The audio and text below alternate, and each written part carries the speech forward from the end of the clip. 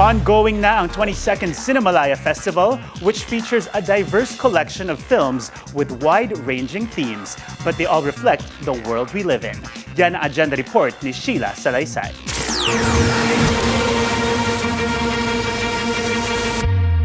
Hindi lang pang-escape sa realidad ang pelikula. Minsan, ito mismo ang nagbabalik sa atin sa realidad.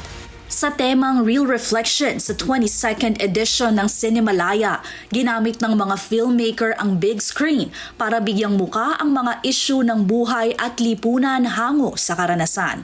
Isa dito ang Ganggang sa direksyon ni J.L. Burgos at pinagbibidahan ni Rain de la Cruz, Prince Espana, Kenneth Mendoza at Don Richmond Servito.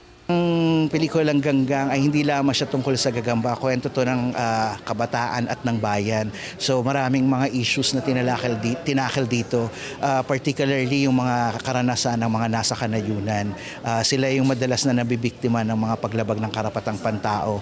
Tinatalakay naman ng Two Valid IDs ang isang problemang makakarelate ang halos lahat, ang paghahabol sa mga requirement.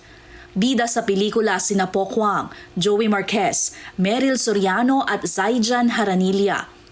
Ginawan ko ng backdrop na isang nabubulok na healthcare system at isang bureaucracy na nagpapahirap sa mga mamamayang Pilipino, lalo na yung mahihirap. Pinagsama ko siya and Two Valid IDs was born. More on the policymakers or the LGUs. Me, technically, I'm targeting them because they're the ones who can help us how to solve our issues. Starring Ruru Madrid, Isa Calzado at Ronnie Lazaro, umiikot naman ang kwento ng hand of God sa football at conflict sa Mindanao. Isang football player at ngayon ay spearheading ang Malaya Football Program, isang non-profit organization para sa mga bata, ang direktor na si Mark Dwayne Angos.